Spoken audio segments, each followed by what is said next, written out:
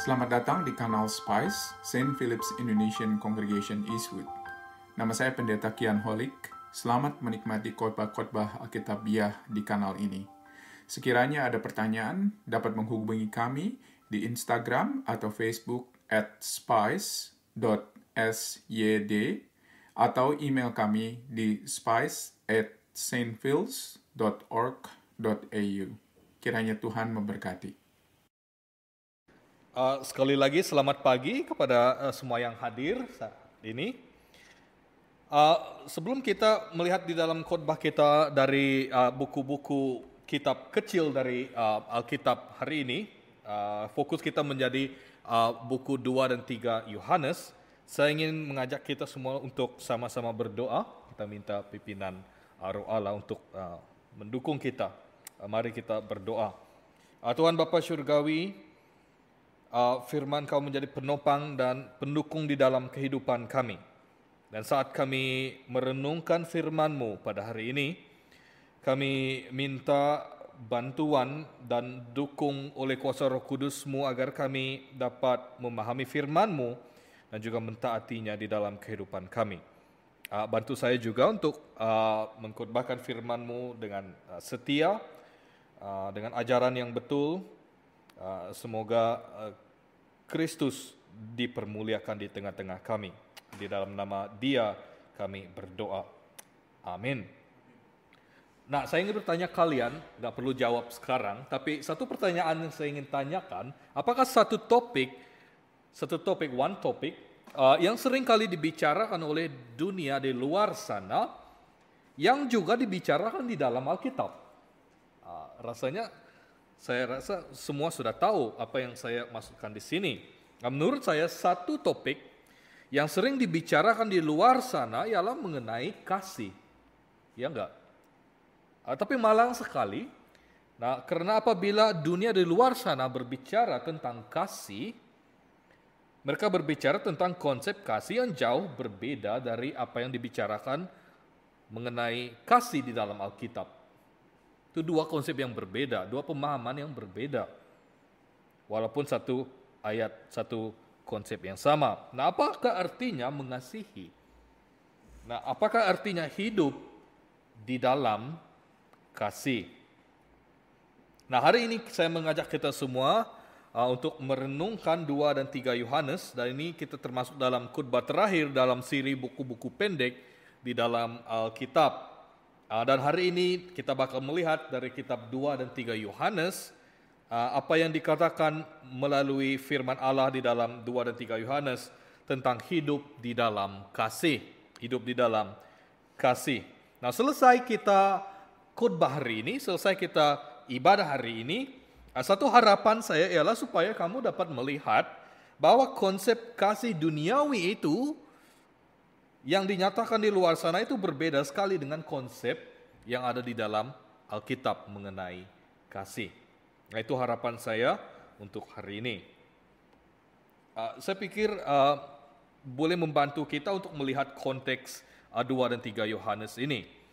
Nah, kitab 2 dan 3 Yohanes ini adalah dua surat yang ditulis oleh Rasul Yohanes, seorang murid dan juga Rasul Yesus Kristus sendiri.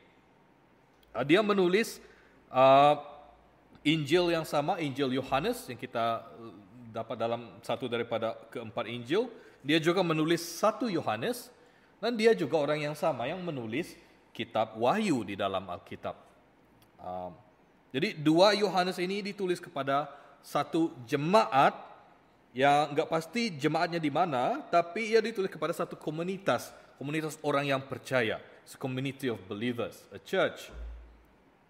Ini berbeda dengan surat 3 Yohanes karena 3 Yohanes ini ditulis kepada satu individual by the name of Gaius, satu individu yang bernama Gaius. Nah, kita lihat di sini walaupun penerima dan pembaca dua surat ini berbeda, tapi satu perkara yang menyatukan kedua-dua surat ini yaitu motivasi, the motivasi di sebalik penulisan kedua-dua surat ini. Yohanes menulis kedua-dua surat ini karena kasih. Karena kasih dimotivasikan oleh kasih, didasarkan oleh kasih. Masalah yang dibahaskan dalam kedua-dua surat ini juga dibahaskan dalam kasih dan oleh karena kasih.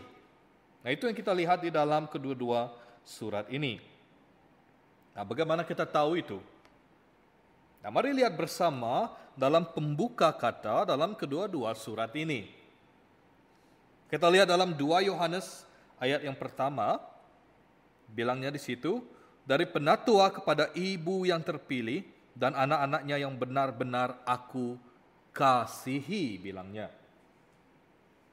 3 Yohanes ayat yang pertama, dari penatua kepada Gaius yang kekasih, yang kukasihi dalam kebenaran, bilang Yohanes. Jadi jelas di sini bahwa Yohanes menulis bukan saja dari posisi seorang yang mempunyai otoritas. He's not writing not only from the position of an authority.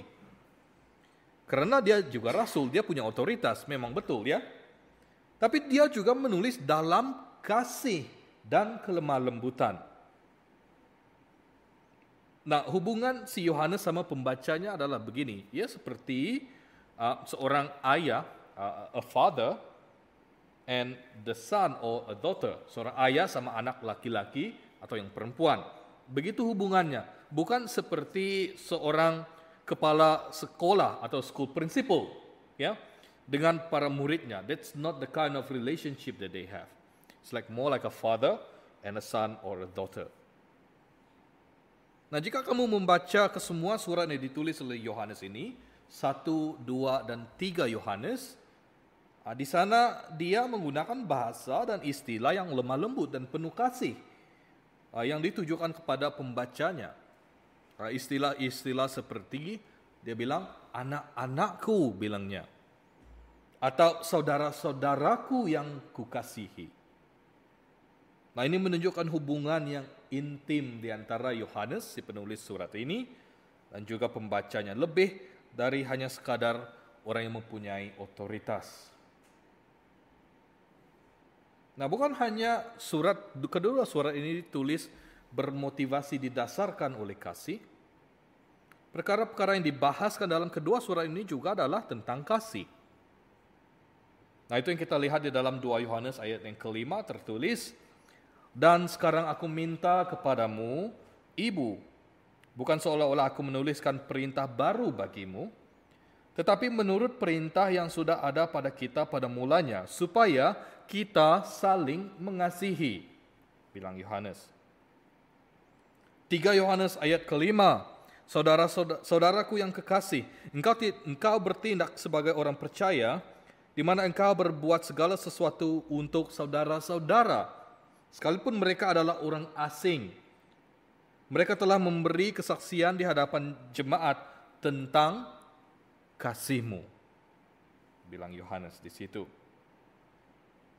Nah, jadi saudara-saudara, jelas di sini bahwa kedua-dua surat ini ditulis atas motivasi kasih, didasarkan oleh kasih, memerintahkan mereka supaya mengasihi sesama, dan juga memuji kasih yang dimiliki oleh Gaius. Tapi kita bukan berbicara di sini tentang kasih yang kita bilang abstrak. Kasih yang hanya sekadar konsep. That is not what we meant here. Kasih harus ditunjukkan secara praktis. Love must be shown in the practical way. Nah, ada banyak cara kita boleh menunjukkan kasih secara praktis. Tapi dalam kedua-dua surat ini, 2 dan 3 Yohanes, kita bakal melihat dua cara kasih ditunjukkan secara spesifik di dalam surat ini. Yang pertama, kasih itu ditunjukkan dengan mencintai kebenaran, by loving the truth.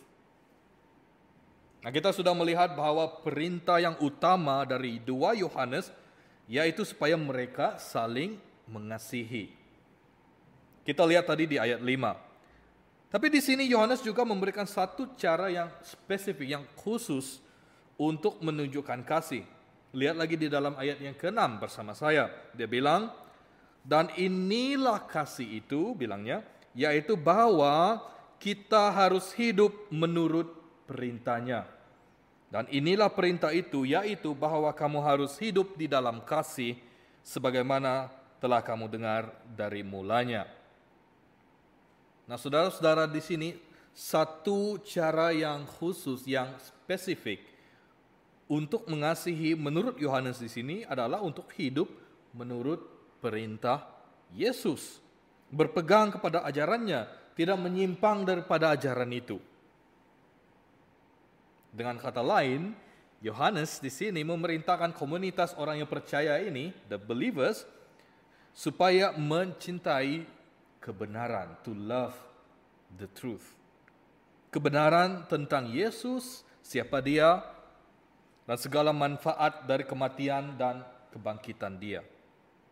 Berpegang teguh kepada kebenaran itu dan hidup di dalam kebenaran itu. Nah, itu perintah yang diberikan oleh Yohanes kepada mereka. Nah, soalnya di sini kenapa Yohanes memberikan perintah yang spesifik itu? Why did Yohanes give this very specific command to them? Nah, karena pada saat Yohanes menulis surat ini, 2 Yohanes, sudah ada pada waktu itu guru-guru palsu yang menyusup masuk di dalam komunitas orang percaya ini. Dan mereka ini mengajarkan segala macam ajaran palsu, ajaran sesat mereka. Nah, oleh itu kita lihat di sini dalam 2 Yohanes ayat yang ke-7, bilangnya, sebab banyak penyesat telah muncul dan pergi ke seluruh dunia yang tidak mengaku bahwa Yesus Kristus telah datang sebagai manusia. Itu adalah si penyesat dan antikristus. Nah, bagi kita yang membaca surat ini lebih 2000 tahun kemudian, agak susah bagi kita untuk tahu isi ajaran sesat ini secara spesifik. Tapi kita ada dibagikan petunjuk tentang isi ajaran ini dalam ayat yang ke-7 yang sudah kita lihat tadi.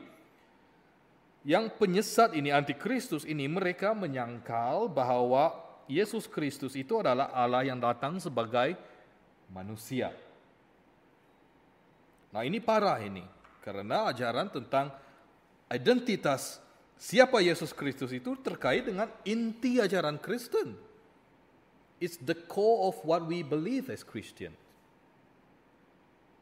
Nah, sudah tentu ada banyak ajaran-ajaran yang orang Kristen boleh bahas karena tidak menyentuh inti ajaran Kristen. It does not touch the core of what we as Christians believe. Ya, misalnya bahas tentang baptisan itu perlu diselam atau dipercik. That's not the core of what we believe as Christians. Baptism is the core, but the mode of how we do it, that's debatable. Contoh lain misalnya bahasa lidah itu untuk hari ini atau sudah berhenti pada zaman Rasul. Now we can agree to disagree on all this. Hal ini bukan hal yang sentral dan tidak menyentuh inti ajaran Kristen. Tapi kalau menyentuh tentang identitas Yesus Kristus, kalau menyentuh pengorbanannya di atas kayu salib, kebangkitan Dia, kalau menyentuh tentang isu siapakah Tritunggal itu sudah menyentuh inti ajaran Kristen. Ini bukan hal yang orang Kristen boleh ambil enteng. This is not for us to take for granted. Karena hal-hal seperti ini itu terkait hidup atau mati. Itu terkait selamat atau binasa, surga atau neraka. There's no middle way here. You either get it right or wrong. Nah, karena itu Rasul Yohanes di sini memberikan satu peringatan yang sangat keras. Lihat lagi di dalam ayat yang ke-8. Bilangnya, waspadalah supaya kamu jangan kehilangan apa yang telah kami kerjakan itu. Tetapi supaya kamu mendapat upahmu sepenuhnya. Setiap orang yang tidak tinggal di dalam ajaran Kristus, tetapi yang melangkah keluar dari situ tidak memiliki Allah. Barang siapa tinggal di dalam ajaran itu, ia memiliki bapa maupun anak. Nah, dengan kata lain, barang siapa yang tidak berpegang teguh pada ajaran ini, mereka bukan umat Allah. Nah, kita lihat di sini ini peringatan yang sangat keras. Ya. Ini peringatan keras seperti inilah yang dituntut oleh kasih. Kasih yang alkitabiah itu adalah kasih yang didasarkan oleh kebenaran. Dan ini sama sekali berbeda dengan kasih duniawi. Pemahaman dunia di luar sana tentang kasih. Nah, kasih di luar sana, kasih duniawi itu mengajarkan bahwa kasih itu tidak harus menyangkal apapun orang lain percaya, ataupun bagaimanapun mereka mau hidup. Jangan disangkal. Kasih duniawi mengajarkan bahwa untuk mengasihi, kita harus menerima bahkan merayakan keyakinan mereka atau cara hidup mereka, walaupun itu didasarkan oleh kebohongan, kepalsuan yang membawa kepada kebinasaan. Nah, itu kasih duniawi. Tapi kasih yang alkitabiah, menurut firman Allah, adalah kasih yang bersukacita di dalam kebenaran. Kasih yang memperingatkan orang agar tidak menyimpang dari kebenaran itu. Kasih yang mendorong orang supaya tetap berpegang teguh kepada kebenaran itu. Membiarkan orang lain hidup dalam keyakinan yang menyimpang atau ketidakpercayaan, atau membiarkan mereka dengan gaya hidup yang membawa kebinasaan, itu bukan mengasihi. Nah, kasih yang alkitabiah itu seperti orang tua yang melihat anak kecilnya ingin berlari menyeberang jalan dengan lalu lintas yang padat. Mungkin ada di belakang slide kamu. Ya, kita lihat di sini. Nah, adalah seperti itu. If you are a parent, you know how this would work. Nah, dalam situasi seperti ini, kasih orang tuanya menuntut agar mereka menyelamatkan anak kecil itu. Karena dia lagi di dalam bahaya. Nah, mereka harus melakukan apa saja untuk menyelamatkan dia. Mungkin berteriak, atau menariknya dari pinggir jalan. Nah, hal ini bukan hal yang menyenangkan bagi anak kecil itu. This is not an easy thing for the kids to experience.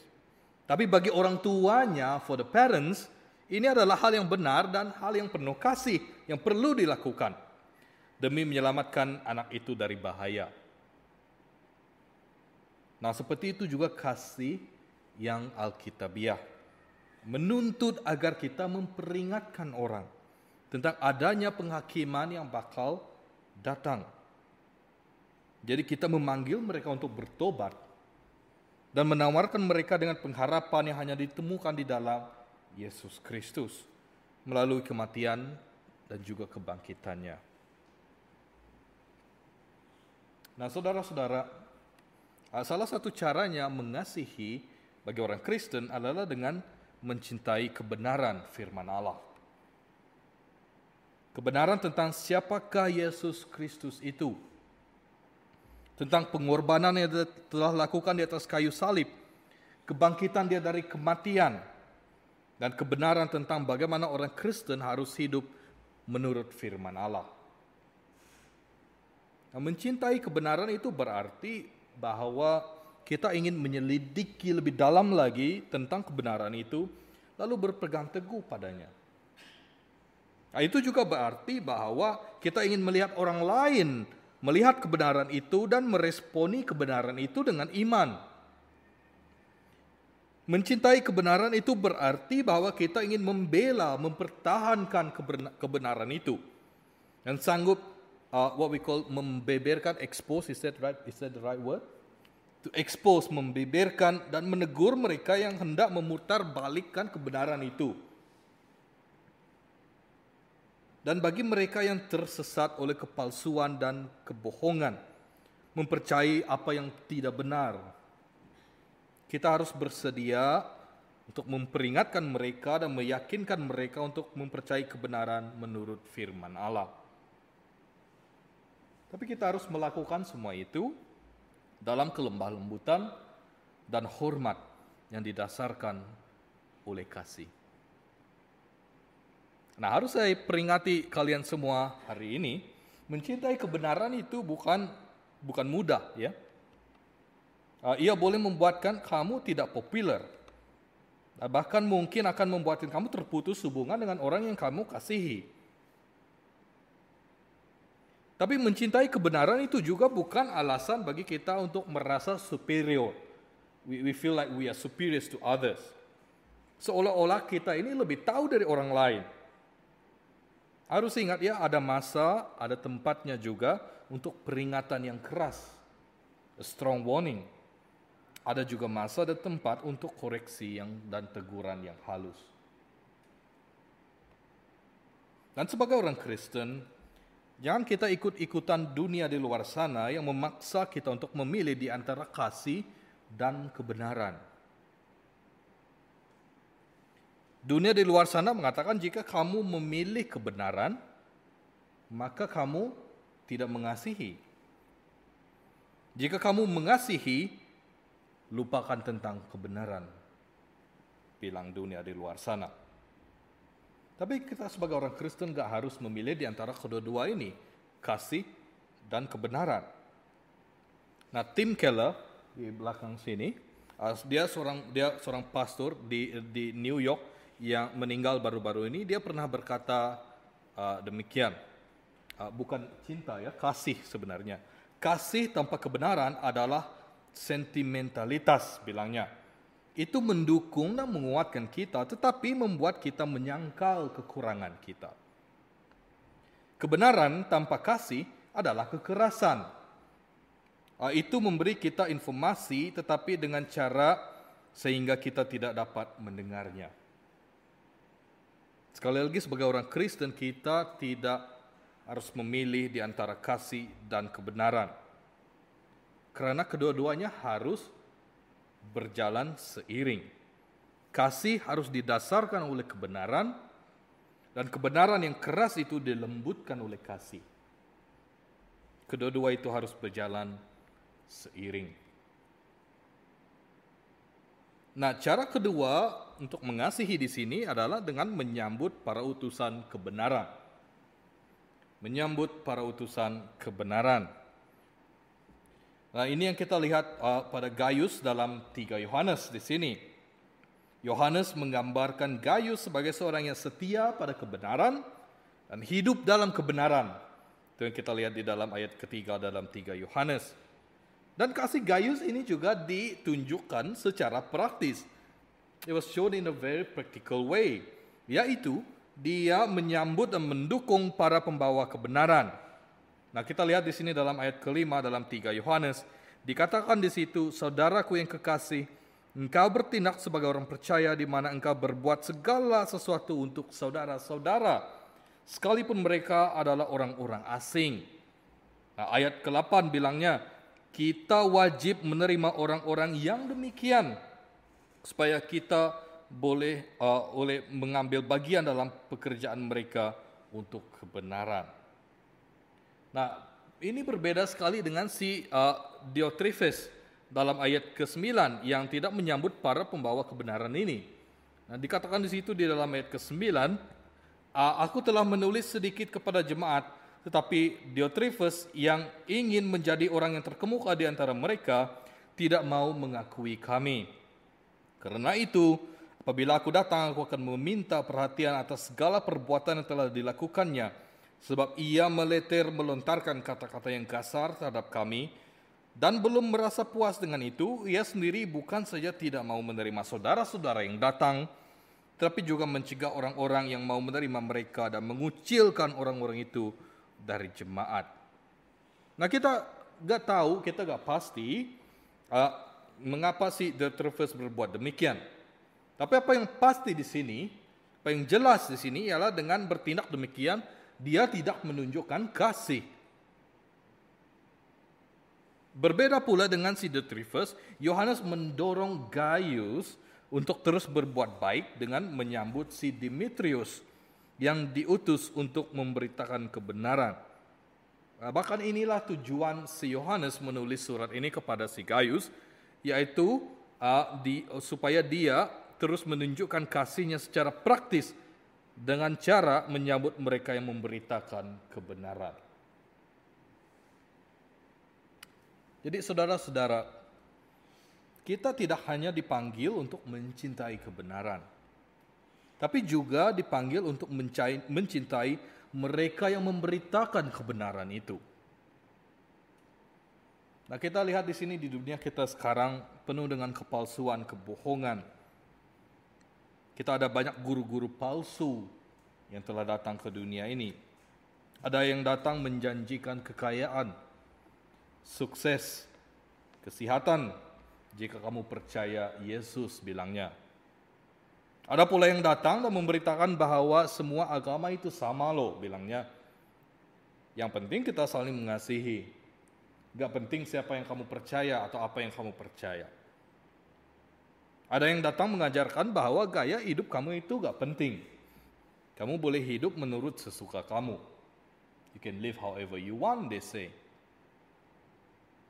Nah, dalam konteks seperti ini menuntut kita sebagai orang Kristen agar kita punya, kita bilang sebagai discernment.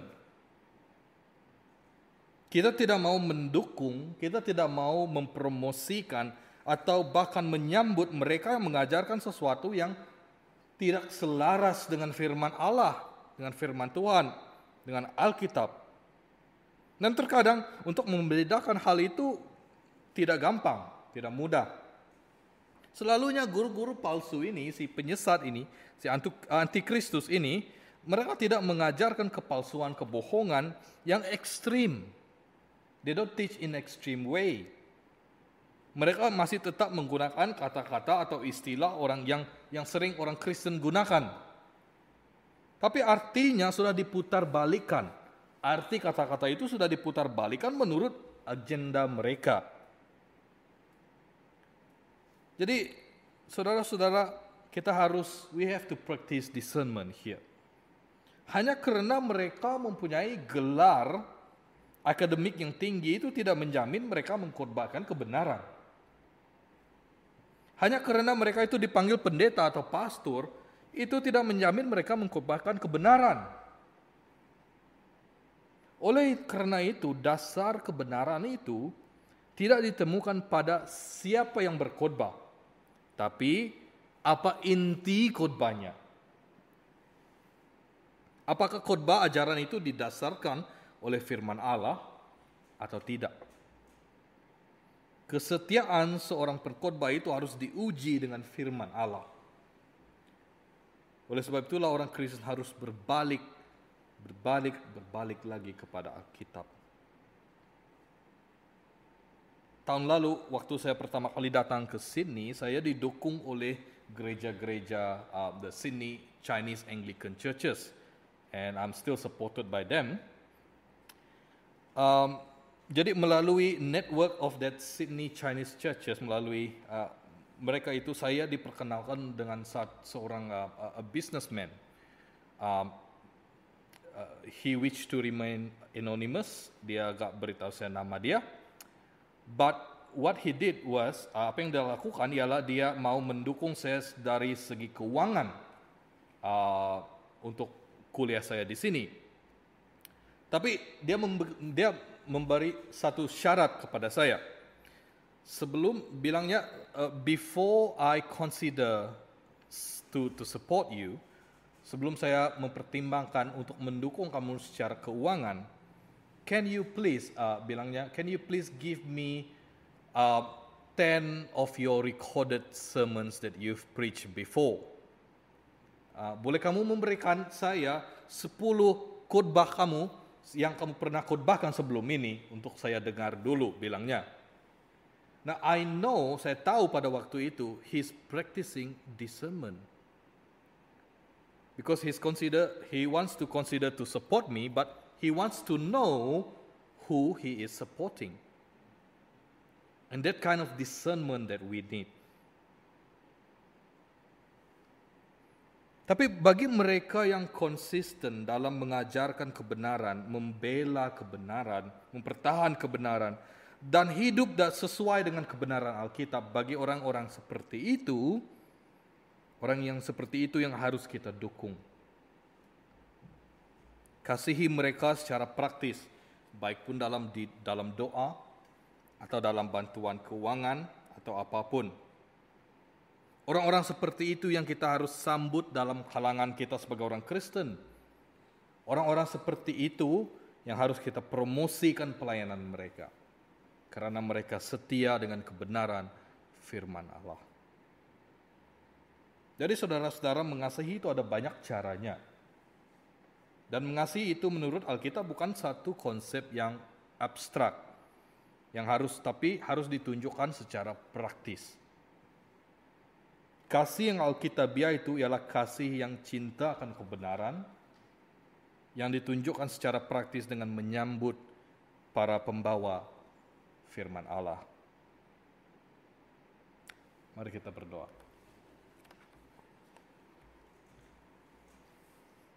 Bapa di surga, kami berterima kasih sebab anak-Mu Yesus Kristus, pembawa kebenaran, dan di mana semua bentuk kebenaran itu ditemukan. Bantu kami saat ini untuk mengasihi sesama, dan mengasihi kasih yang ditunjukkan di dalam kehidupan kami secara praktis, dengan mengasihi kebenaran, dan juga mengasihi mereka yang memberitakan kebenaran itu. Bantu kami untuk melakukan semua itu. Di dalam nama Yesus kami telah berdoa.